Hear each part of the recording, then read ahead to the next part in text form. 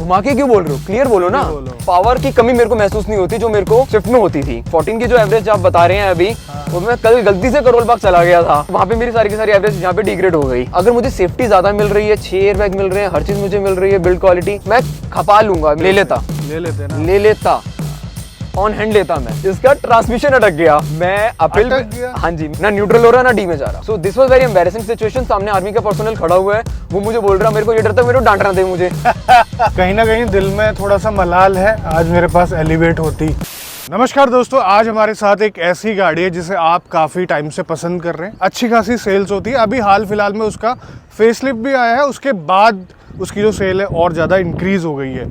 गाड़ी है फ्रेम में आपकी नेक्सॉन, और नेक्सॉन का क्रिएटिव AMT है, और इसके ओनर भी आज हमारे साथ है। सर आपका बहुत बहुत स्वागत है। Thank you. सनी जी हैं, हमारे CA साहब हैं। सबसे पहले ये बताइए, आपको ये गाड़ी कितने में पड़ी? ये मेरे को अप्रोक्सीमेटली पड़ी 15 लाख की। अगर मैं एग्जैक्ट अमाउंट बताऊं then it would be 14.87 something. और आप में से काफ़ी लोग बोलेंगे यार 15 लाख में नेक्सॉन जैसी गाड़ी क्यों? लेकिन सर ने मुझे पहले बताया, वीडियो शुरू होने से पहले, इनकी पहली पसंद थी एलिवेट।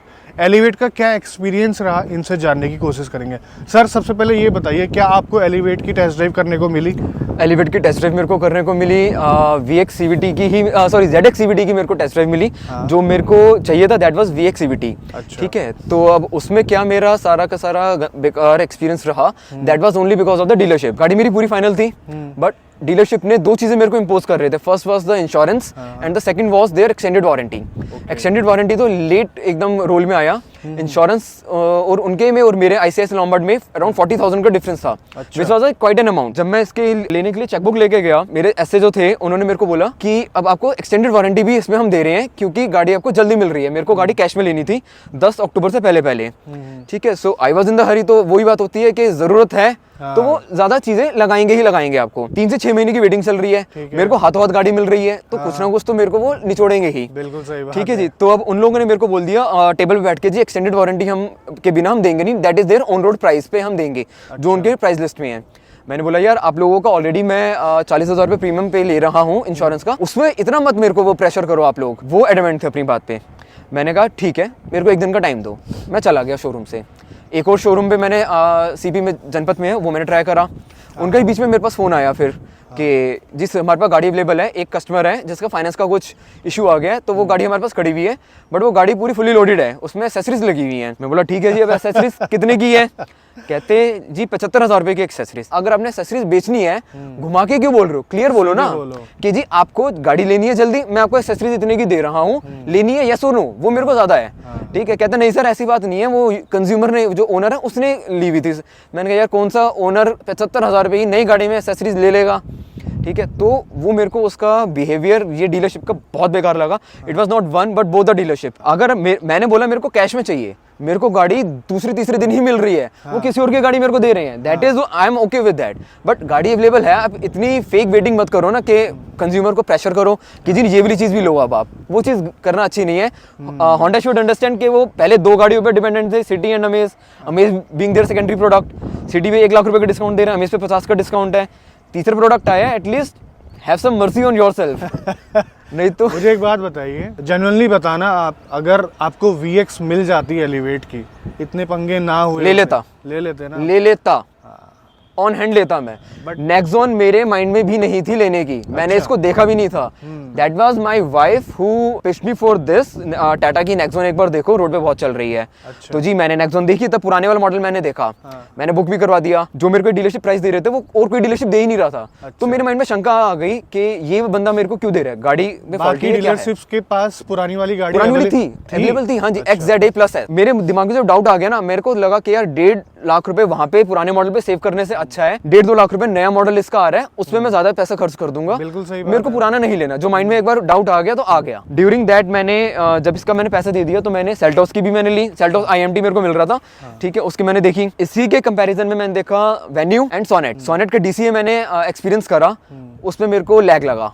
जब तक उसका टर्बो काम में नहीं आ रहा था, बहुत ज्यादा स्लोली गाड़ी उठ रही थी पूरा पंजा दबाने पे। वो मेरे को पड़ी थी लगभग 15 प्लस पड़ रही थी मुझे। फिर मैंने इसमें रिसर्च करना स्टार्ट करा, तो मेरे को इसका स्टांस बहुत अच्छा लगा कि एक नया मॉडल आ रहा है। अभी वेन्यू का क्या है, रिसेंटली पिछले साल ही आया, सोनेट का अगले साल आने वाला है। मैंने अपनी गाड़ी रिसेंटली सेल ऑफ करी। जब गाड़ी होती है, कौन सी गाड़ी थी आपकी? होंडा कह रहा हूँ, मारुति स्विफ्ट अच्छा। VX AMT 2018 model. पहले भी आप AMT चलाते हाँ थे, जी, राइट? पहले भी मैं AMT ही चलाता था। मैंने हमेशा ही मैंने जो गाड़ी सीखी that was when I was out of India, वो मैंने सीखी थी कोरोला ऑल्टिस पे। तो वो मैंने सीखी, इंडिया में आके मैंने ली मारुति स्विफ्ट। AMT का भी क्या था बताता हूँ। मैंने बुक करवाया DCA मैंने बुक करवाया, बट मैंने आपका रिव्यू देखा एंड एक दो यूट्यूबर्स और हैं उनका रिव्यू देखा, देन हर किसी ने बोला कि DCA don't go with the DCA, उसमें इतनी रिफाइनमेंट नहीं है। ये मेरे को चलाकर देखा था, टेस्ट ड्राइव के लिए व्हीकल ही अवेलेबल नहीं है ये वाला नया। तो ये गलत बात है ना, कम से कम कस्टमर को एक्सपीरियंस तो करने को मिलता है। AMT भी उन लोगों ने मेरे को बोला टेस्ट ड्राइव कर लो, वो पुराने वाला मॉडल है, ठीक है। AMT is AMT। अब ऊपर नीचे जो होगा ये टर्बो के साथ है। जो स्विफ्ट में मेरे को लैग मिलता था वो एटलीस्ट इसमें नहीं मिलेगा। अच्छा, एक और चीज जानना चाहता हूँ मैं कि यार 6-7 लाख 8 लाख की गाड़ी में तो चलता है AMT। हाँ जी। आपने ये नहीं सोचा यार कि 14-15 लाख खर्च कर रहा हूँ, उसमें AMT मिल रहा है? देखो, ये चीज मेरे माइंड में आई थी कि मैं AMT ले रहा हूँ, DCA क्यों नहीं ले रहा।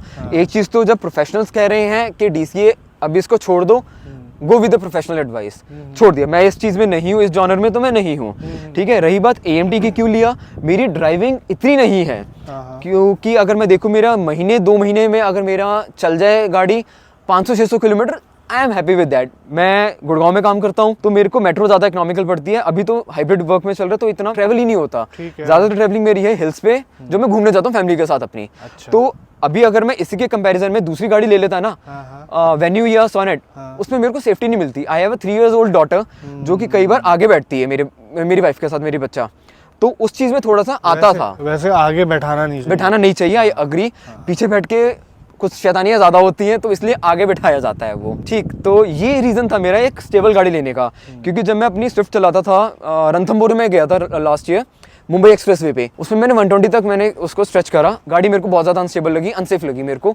उसमें मेरे को रियलाइज हुआ कि this is not the right car for my family. अब मुझे ये बताइए, देखिए टाटा के सर्विस सेंटर के बारे में हमेशा नेगेटिव सुनने को मिलता है। अभी आपका मारुति सुजुकी से जब आप टाटा में शिफ्ट हुए, वो एक्सपीरियंस आपका कैसा रहा? आपको कुछ अंतर समझ में आ रहा है? सेल्स का एक्सपीरियंस कैसा रहा आपका टाटा मोटर्स का? देखिए, transition from Maruti to Tata 2018 से 2023 लगभग 6 साल हो गए, सॉरी 5 साल हो गए। उसमें मेरे को उस समय भी यही था, मेरा कैश पेमेंट था मेरा, आज भी मेरा यही मूड था, कैश पेमेंट। अगर मैं डीलरशिप की बात करूं, मैं मारुति का ब्रेजा देखने गया था, बट ब्रेजा में एक तो उनके पास टेस्ट ड्राइव मॉडल अवेलेबल नहीं था, ऊपर से वेटिंग उनके अलग थी, कोई दिखाने को राजी नहीं था। उनका ये है कि ब्रेजा हमारा प्रोडक्ट है, बिक रहा है, ठीक है, लोगों ने लेना है, वो अपने आप चल कर आएंगे, हमें बॉदर नहीं करना।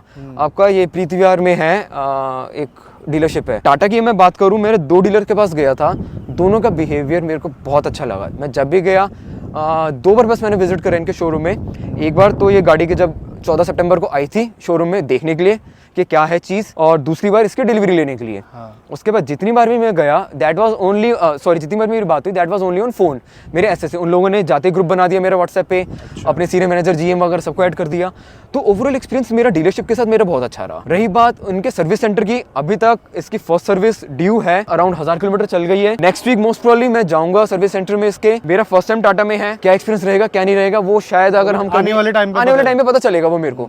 अगर बुरा भी रहा, मैं इतना क्रिप नहीं करता कभी भी, मैं बाहर चला जाऊंगा, सीधी बात है।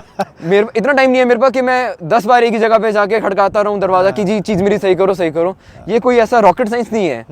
मैं कल करोलबाग गया, वहां पे BMW खुली हुई थी। जब आप बात कर रहे थे डीलरशिप से, टाटा मोटर के किसी भी सेल्समैन से आप बात कर रहे थे, वेटिंग पीरियड कितना बता रहा था? 6 से 8 हफ्ते। 6 से 8 हफ्ते। आपको कितने दिन में मिली?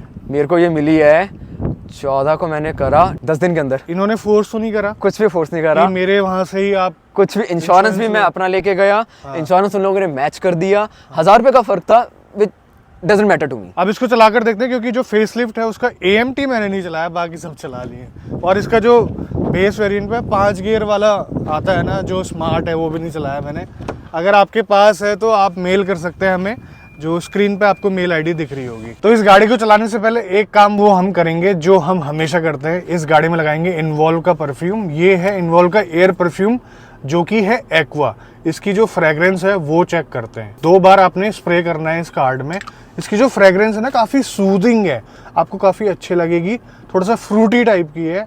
आप लॉन्ग ट्रिप में अगर जाएंगे तो आपको काफ़ी अच्छा फील कराएगी। आप ज़रूर चेक करना, डिस्क्रिप्शन में मैंने लिंक दिया हुआ है।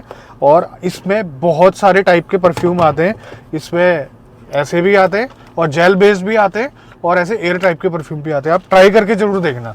सनी जी एक बात बताइए, रिफाइनमेंट में क्या अंतर फील हुआ? आप स्विफ्ट चला रहे थे और अब आप 3 सिलेंडर इंजन में आए हैं। 4 सिलेंडर इंजन जो सारे कहते हैं नॉइज कम है, एग्जैक्टली सही बात है, नॉइज उसमें बिल्कुल भी अंदर बैठ के नहीं आती थी। इसमें आती है, गाड़ी प्रेशर लेती है चढ़ते हुए, पहले से दूसरे गियर में जा रही है तो पता चल रहा है कि ट्रांजिशन हुआ है। बट इसमें टर्बो लगा हुआ है तो पावर की कमी मेरे को महसूस नहीं होती जो मेरे को स्विफ्ट में होती थी।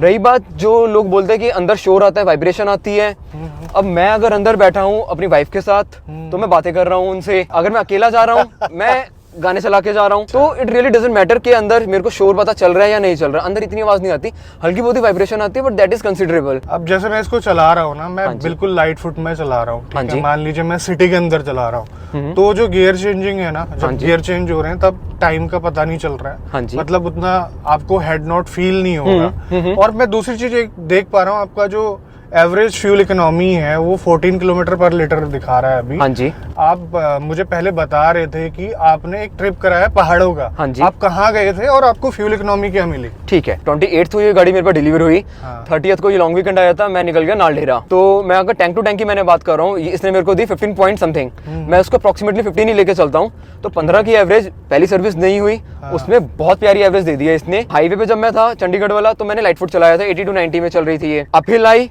अपहिल के साथ साथ डाउनहिल भी आई, तो उसमें कॉम्पनसेट हो गई एवरेज।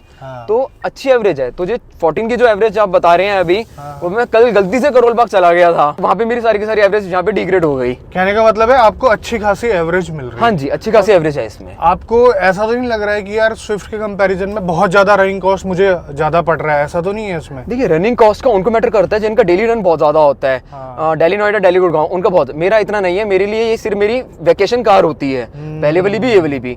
तो फ्यूल कॉस्ट जहाँ मेरे मान लो 5,000 लगने हैं, वहाँ पे अगर 6 साढ़े 6 लग जाएंगी, इतना मैटर नहीं करता। पैडल शिफ्टर का इस्तेमाल करते हैं? मैंने करा था। अपहिल की जब ड्राइविंग आई थी नालडेरा में, कुछ पहाड़ में जब सी टर्न आता है पूरा, उसमें ऑटोमेटिक में जो चल रही थी ना ये, तब इसका दम घुट रहा था। तो जैसे ही सी कट आया, पहली बार में जब हुआ, गाड़ी अचानक से बीच में थोड़ी घुट गई, रुक गई अपने आप। इसने फिर गियर करा छोटा, फिर चढ़ी। इसका बिहेवियर समझ गया मैं फिर, ठीक है। देन जब दूसरा कट आया, उसमें मैंने पहले ही पैडल शिफ्टर यूज करना स्टार्ट कर दिया।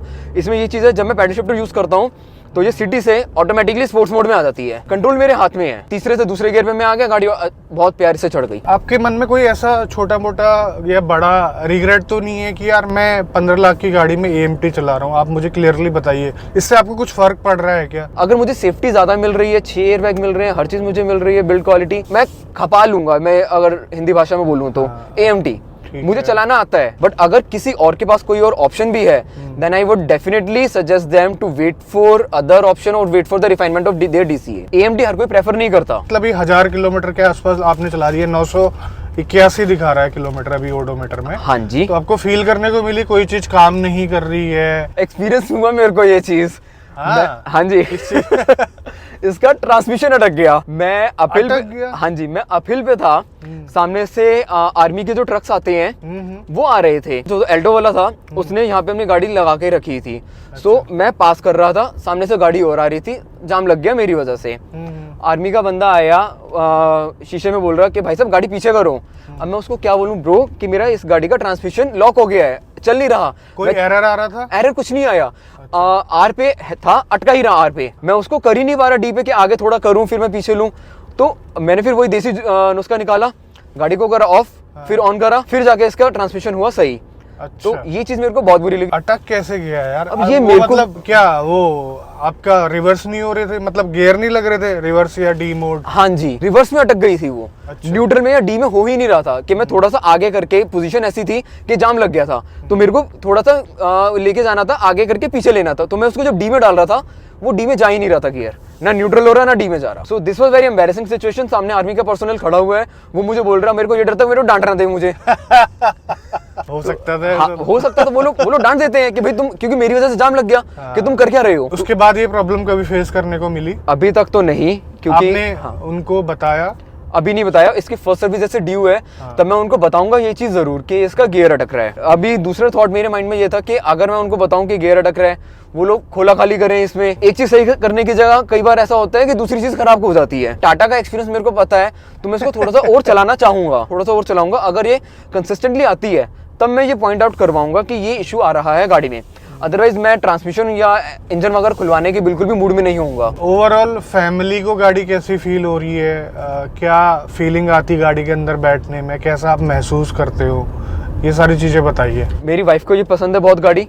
My daughter she is 3 years old, सो वो भी खुश होती है, बोलती है पापा न्यू कार। ओवरऑल अगर मैं इसकी इंटीरियर की बात करूं, इंटीरियर इसका काफी अच्छा दिया है। सीट की कुशनिंग हो गई, हेड एडजस्टमेंट्स हो गए, 6 एयरबैग मिल रहे हैं। पहले वाली से काफी लुक्स एक्सटीरियर में भी अच्छे हैं। जो पहले उनकी व्हाइट कलर की पट्टी आती थी वो बहुत एब्सर्ड लगती थी मुझे। सही बात वो है। स्टूपिड सा डिजाइन था, मुझे नहीं पता कि किसने क्या डिजाइन बनाया क्या नहीं बनाया, बट इसमें इन लोगों ने जो काम करा है, जो इम्प्रूवमेंट कर रहे हैं considering yesterday's safari and Harrier का जो एनिमल इन लोगों ने करा, कमेंडेबल है बहुत, मुझे बहुत प्यारा लगा। बट जितना भी अभी मैंने इसको चलाया है ना, मैं लाइट फुट से चला रहा हूँ। हाँ जी, तो अच्छा शिफ्ट है, शिफ्ट टाइम बहुत कम है और स्मूथ शिफ्ट है, कोई दिक्कत वाली बात नहीं। AMT ना सिटी के लिए बना हुआ है। AMT उसके लिए नहीं बना हुआ कि जिन लोगों को झूझा करके चलानी है गाड़ी, ये उन लोगों के लिए नहीं है। उन लोगों को अगर जाना है देन वो तो मैनुअल में ही जाए कि अपनी मर्जी से वो गियर चेंज करें। मैं एकदम सिंपल सोबर वाला इंसान हूं चलाने वाला, कि लाइट फुट होके चलाऊंगा, मैं इजी होके चलाऊंगा, कोई मेरे को किसी से रेस नहीं लगानी रोड पे। मेरे को अच्छा लग रहा है AMT इसका, जिस पर्पस के लिए दिया है मेरा पर्पस सॉल्व कर। इसको थोड़ा सा स्पोर्ट्स मोड में चला कर देखते हैं। यहाँ पर आपको थोड़े से हेड नोट्स फील करने को मिलेंगे। एग्जैक्टली। बट आप अगर आपको पता है कि गियर कब शिफ्ट करना है, ठीक है, आप वहां पर एक्सीलेटर पेडल को छोड़ दीजिए, तब तक ये अप शिफ्ट कर लेगी, अपने आप आपको हेड नोट्स भी फील नहीं होंगे। हाँ जी, अगर आप एक्सीलेटर पेडल पे खड़े हो जाते हैं, ठीक है, तब आपको हेड नोट्स फील पता चलेगा तब। कहीं ना कहीं दिल में थोड़ा सा मलाल है, आज मेरे पास एलिवेट होती। डेफिनेटली मैं अगर 17-17.5 लाख रुपए खर्च करने की एपेटाइट रख रहा हूँ, बट मेरे को सामने से प्रोडक्ट मिल रहा है, आई एम सॉरी, बट मेरे को वो एक्सपीरियंस नहीं मिल रहा, तो उस चीज में मैं जरूर कहूंगा कि this is wrong on Honda's part. मैंने इसके बारे में लिंक्डइन पे भी होंडा इंडिया को मैंने डाला है। अच्छा। हाँ जी, बट उनका रिस्पांस यही आया कि आप हमारे ट्विटर हैंडल पे डाल दीजिए। मैं ट्विटर यूज नहीं करता, मैं स्पेशली अकाउंट तो बनाऊंगा नहीं। They should have look into this themselves. 15 साल गाड़ी मेरे को रखनी है, अगर 15 साल में अगर होंडा इज नॉट सीरियस अभी ही अपनी गाड़ियों के लिए, 15 साल में पता नहीं उसका क्या रहेगा। So question mark is always there. इसको आप 15 साल रख सकते हो इस गाड़ी को?